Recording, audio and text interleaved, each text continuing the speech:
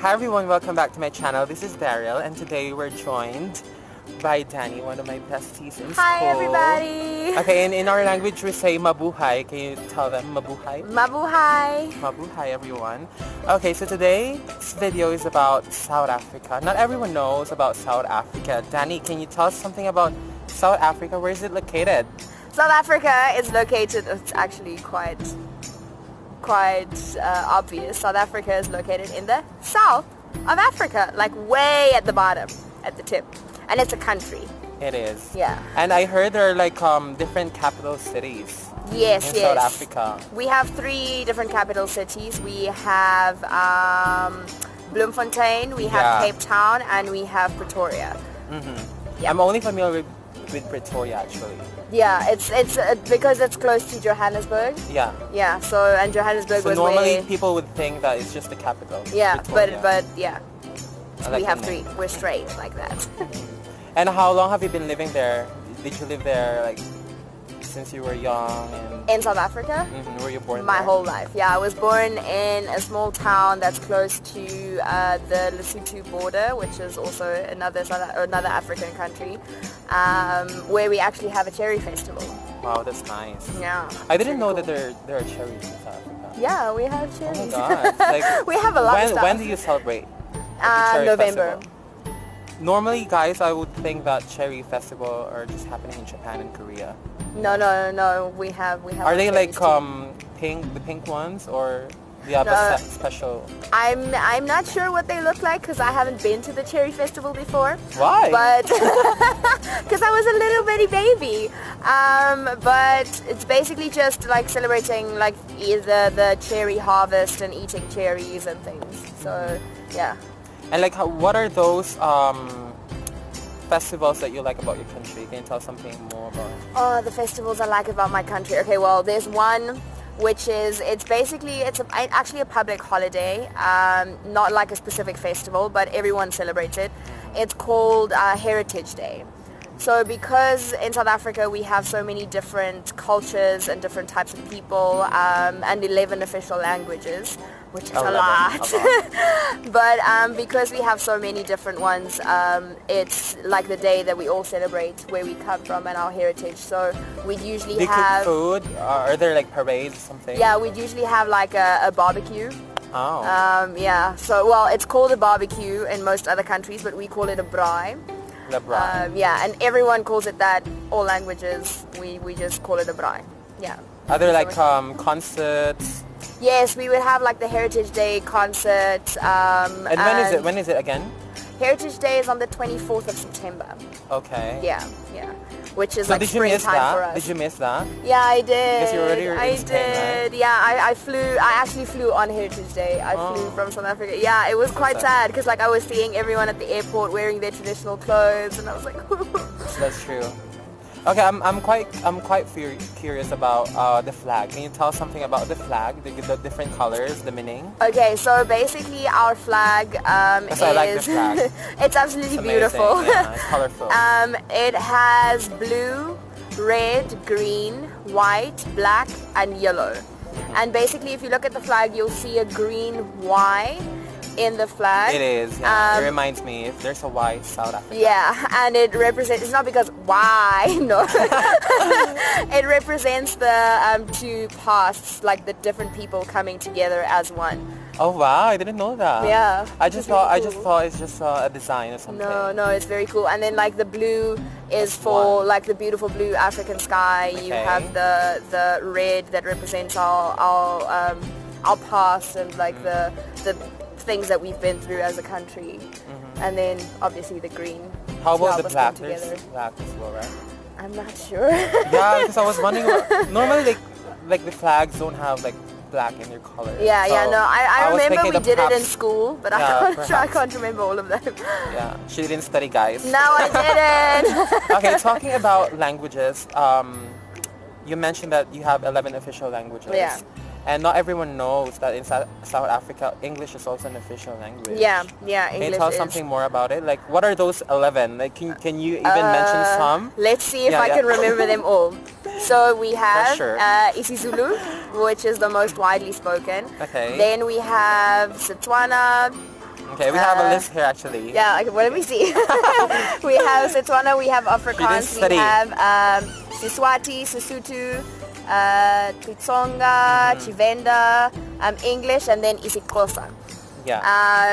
And English is basically, because we have so many different languages, it's the language of business. So when you go into a shop, you will speak English to people, and most people in South Africa Is speak it because English. you have different languages, so it's something our, that binds everyone? Yeah, it's our way to communicate. Our laws all have to be published in English and another official language. And are these languages, they share the same roots, or they share the same words, or some totally of them different? Some of them do. I know one of my friends, she once told me that if you speak Zulu, you can understand a lot of the other African languages. But Afrikaans, for example, is basically what used to be called kitchen Dutch, because the Dutch came over to South Africa to create, like, I don't know, a colony, a Cape colony, and they spoke Dutch. But then at some point we kind of made it a little easier, and then we have Afrikaans, which is... So basically, like, Afrikaans is like the easier version of Dutch. Yeah, okay. Yeah, it is. We just like cut a lot of it away, and we were like, this is what... So can you understand Dutch? Yes, I can. So if you ask a Dutch person, they will tell you that we sound like, when we speak Afrikaans, we sound like a baby learning to speak Dutch. But yeah, it's most of the other languages have their roots in the same kind of language. Yeah. So like I read that a lot of Dutch and British went to your country. Yeah. So have you got Dutch origins or English origins? Maybe you can tell them. If I trace back, I will most probably find some Dutch origins, but my great-great-grandfather was from Scotland, so I would have British origins, but he did not come in the time when we had the Anglo-Boer War and the British came over, or when the Dutch came over to South Africa. But I know that there's probably, like, the people who they got married to, like my grandfathers and so on, got married to, were definitely Dutch or had Dutch heritage, because we come from Scotland, but we speak Afrikaans. So there was definitely a little bit of a Dutch influence there. So I most probably have some Dutch heritage too. That's true. Yeah. Because sometimes people would think that if you are from Africa in general, you're just black. But not everyone knows that in South Africa. That a lot. Yeah, in South Africa, there are a lot of people who came from different backgrounds. Yeah. So you can be anyone. Yeah. In South Africa. Yeah. So, we have a lot of different people. It's one of the things that make our country amazing, is our diversity and our acceptance of other people. And it's something that I think I've learned is like learning about other people's cultures and being accepting of other people's cultures is something that I grew up doing. It's not something that someone had to teach me, because it's something I was born into in my country, and that's just, it's one thing that I think like diversity really helps, like people in accepting others as well. Because your presence in the country is just like it makes everyone knows that we're existing. It does. It does, which is actually, it's really nice. And like, can you tell something about the weather? Do you have? Oh, the maybe, weather. I know that you don't have snow, but maybe you can tell something. We do have snow, but it's literally like in secluded areas that's close to the mountains. Some of the mountain ranges that we have. Our weather is very. You can literally have everything there. You have areas with more tropical, more humid weather.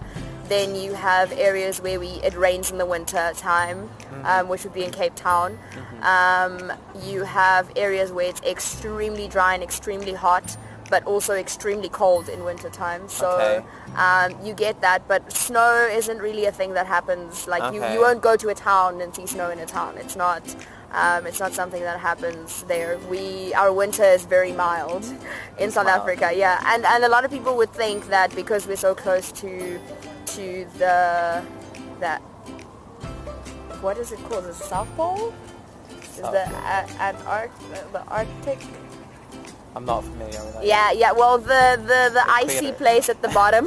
Sorry, guys. I'm sorry. My geography is not good. But a lot of people would think because we're so close to that, we would have like it would be cold, but it's actually really not. Okay. It's a lot warmer than for example in so you Europe. just wear like normal clothes, like casual thingy. Yeah, it's very like, for example, my winter clothes that I brought from South Africa was not suited for this winter. Maybe like, it's just for spring or for like autumn. Autumn we have like autumn kind of vibes in South Africa when we have winter. We don't really, it's not this cold. No. Okay, can you tell them something about the places, well, for example, for tourists, for example, what are the most popular ones? Well, not really popular, but things that they should visit. Okay, so when they're first timers. Okay, so first timers, the easiest way to ease yourself into going to South Africa would be Cape Town. Cape Town is absolutely beautiful. I think there are a lot of movies that were shot. Yeah. Cape Town is absolutely beautiful. You have the beach. It's a very laid back kind of lifestyle there. And then if you want to go, well, I don't really swim in Cape Town because it's the Atlantic Ocean. But we have on the east side of South Africa, we have Durban, which is in the Indian Ocean. That is absolutely amazing. It's the more tropical side, so if you're looking for warmer beaches and things like that, you can go there. And then obviously the one thing that everyone wants to do when they go to Africa is go to a safari. So there you would go to the Kruger National Park. It's expensive though. Maybe they want to know. The Kruger National Park. Or for tourists, maybe it's expensive for tourists, but not for residents. No. Everyone pays the same amount. In South Africa, they don't charge different. Normally would it cost something? I am not sure. I'm not sure. $20. No. Okay, well, maybe $20 or 20 euros, but in South African rand, it's a little bit more expensive. Yeah, but I heard about rand. Okay, can you tell them something about rand? It's the currency of South Africa. Not everyone knows South African rand. We do have our own currency. We don't use the US dollar like some of the African countries do. And at the moment, as far as I know, our currency is about 15 rand for a euro. Okay. So it's not that great, but we're getting there. What can you buy from like 1 rand? Can you for 1 rand? Nothing.